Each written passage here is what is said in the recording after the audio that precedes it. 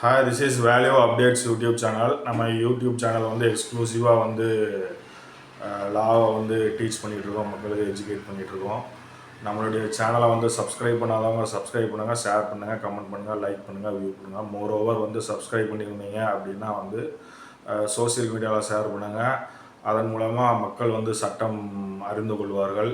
நம்ம இன்றைக்கி பார்க்க போகிற டாபிக் என்னன்னு பார்த்தீங்கன்னா, மைனர்ஸ் ப்ராப்பர்ட்டி ரைட்ஸ். இதுதான் நம்ம பார்க்க போகிறோம். அதாவது மைனர் சொத்து உரிமை. மைனர்கிட்ட ஒரு சொத்து இருக்குது அப்படின்னா அந்த சொத்தை வந்து எப்படி விற்பது அப்படிங்கிறது தான் ஒரு இன்றைக்கி டாப்பிக்காக இருக்க போகுது. ஏன்னா அவங்க வந்து ஒரு மைனராக இருக்கிறாங்க. மைனராக இருந்தால் ஒரு சொத்து இருந்தாலோ ஒரு சொத்து வாங்கினாலோ அந்த சொத்தை விற்கணுனாலோ ஒரு கார்டியன் வந்து இருக்கணும். அந்த கார்டியன் ஒரு நேச்சுரல் கார்டியன் அப்படின்னா வந்து தாய் தந்தையர் வந்து நேச்சுரல் கார்டியனாக இருப்பாங்க. அப்போ வந்து அந்த சொத்தை விற்கிறதுக்கு என்ன வழிமுறைகள் வந்து இருக்குது சட்டத்தில், அந்த சொத்தை விற்க முடியுமா, அப்படி விற்க முடியும் அப்படின்னா எந்த மாதிரியான சூழ்நிலையில் எப்படி விற்கணும், என்ன சட்ட ரீதியாக நம்ம வந்து அதை ஃபாலோ பண்ணணும் அப்படிங்கிறத வந்து நம்ம இன்றைக்கி பார்க்க போகிறோம். அதுவும் இதில் முக்கியமாக என்னென்னு பார்த்தீங்கன்னா, இந்து மைனர் சொத்தை வந்து விற்க முடியுமா அப்படிங்கிறது தான். இது ஹிந்துஸ் மைனர் ப்ராப்பர்ட்டி ரைட்ஸில் வந்து நம்ம சொல்லிகிட்டு இருக்கோம். அதாவது இன்றைக்கி இப்போ நம்ம பார்க்கலாம் என்ன விஷயம் அப்படிங்கிறத.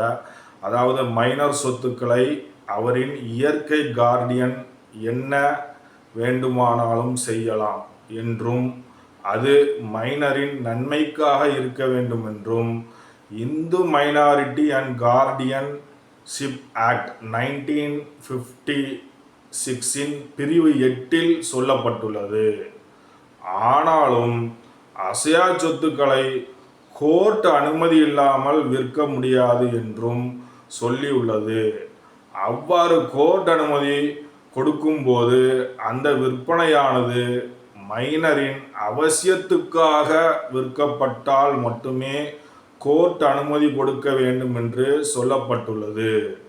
கோர்ட் அனுமதியை பெறாமல் மைனரின் சொத்தை தகப்பனார் கார்டியனாக இருந்து விற்றிருந்தால் அந்த கிரயத்தை அந்த மைனர் 18 வயது முடிந்து மேஜர் வயதை அடைந்தவுடன் அதிலிருந்து 3 வருடங்களுக்குள் அந்த கிரயத்தை செல்லாது என கோர்ட் மூலம் தீர்ப்பு வாங்கலாம்.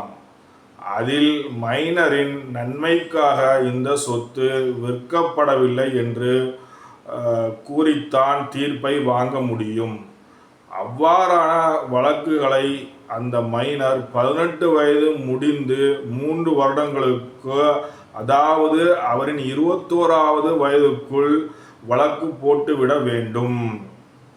இதற்கு பின், அதாவது 21 வயது முடிந்தவுடன் அப்படி ஒரு வழக்கை போட முடியாது என லிமிட்டேஷன் சட்ட பிரிவு 60 சொல்லப்பட்டுள்ளது. அதாவது த லிமிட்டேஷன் ஆக்ட் செக்ஷன் 16 வந்து லிமிட்டேஷனில் சொல்லியிருக்காங்க.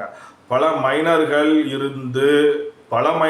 அதாவது ஒரு சொத்திற்கு பல மைனர்களாக இருக்கிறார்கள். பல மைனர்கள் இருந்து அவர்கள் எல்லோரும் கார்டியனின் மைனர் சொத்தின் கிரயத்தை ரத்து செய்ய வேண்டிய நிலை இருந்தால் இது கூட்டாக வழக்கு போடும் நிலையில் இருக்கும். இதில் மூத்த மைனருக்கு 21 வயதுக்கு மேல் ஆகிவிட்டிருந்தால் அவர் வழக்கு போட முடியாது. ஆனால் இளைய மைனருக்கு 21 வயதுக்குள் கீழே இருந்தால் அவர் தனியே தன் பாகத்துக்கு வழக்கை போடலாம் என்றும், கூட்டு குடும்ப சொத்துக்களில் மூத்த மைனர் கர்த்தாவாக இருக்க வேண்டி இருந்தால் அவருக்கு 21 வயது முடிந்த உடனேயே இளைய மைனருக்கும் அவ்வாறு 21 வயது வரை வரவில்லை என்றாலும் எல்லோருமே வழக்கு போடும் உரிமையை இழந்து விடுவர் என லிமிட்டேஷன் சட்டப்பிரிவு 7 சொல்லப்பட்டுள்ளது. ஏனென்றால் கூட்டு குடும்ப சொத்தில் கர்த்தாவின், அதாவது கர்த்தா என்றால் குடும்ப தலைவரின் உரிமை பறிபோய் விட்டால் ஜூனியர் மேம்பர்களின் உரிமையும் கூடவே பறிபோய்விடும் என்று இந்த விதி கூறுகிறது. அதாவது என்னன்னு பார்த்தீங்கன்னா, ஒரு மைனர் இருந்தாங்க அப்படின்னா, அந்த மைனர் வந்து ஒரு ப்ராப்பர்ட்டி இருக்குல்ல, ப்ராப்பர்ட்டி வாங்குறாங்கன்னா அவங்களுக்கு வந்து ஒரு கார்டியன் இருப்பாங்க. அது ஒரு நேச்சுரல் கார்டியனாக இருந்தால் தாய் தந்தையராக இருப்பாங்க.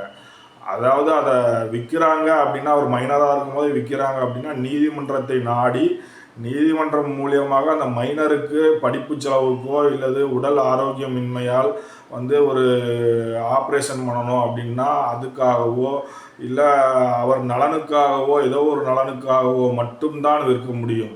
அவர் மைனராக இருக்கும் பொழுது அதை நீதிமன்றத்தில் வந்து வழக்கு போட்டு அந்த நீதிமன்றத்தில் அதை வந்து எல்லாத்தையும் ப்ரூவ் பண்ணி இப்போ இன்கேஸ் பார்த்துக்கிட்டிங்கன்னா ஒரு ஆப்ரேஷன் பண்ணணும், ஒரு 5,00,000 ரூபாய் வேணும், பணம் கிடையாது, மைனர்கிட்ட சொத்து இருக்குது அப்படின்னா அந்த மைனர் சொத்தை விற்கிறோம் அப்படின்னா இந்த விஷயங்களை சொல்லி இந்த எல்லா டாக்குமெண்ட்ஸையும் ப்ரொடியூஸ் பண்ணி அந்த மெடிக்கல் டாக்குமெண்ட்ஸ்லாம் ப்ரொடியூஸ் பண்ணி கோர்ட்டில் நீங்கள் வந்து வாதிட்டீங்கன்னா அந்த கோர்ட்டில் வந்து மைனர் ப்ராப்பர்ட்டியை விற்கிறதுக்கு கார்டியன்ஸ்க்கு வந்து ரைட்ஸ் கொடுத்து உத்தரவு பிறப்பாங்க. அதன் மூலமாக நீங்கள் விற்றீங்க அப்படின்னா அந்த ப்ராப்பர்ட்டியை வந்து வாங்குறவங்களுக்கு எந்த பிரச்சனையுமே இருக்காது.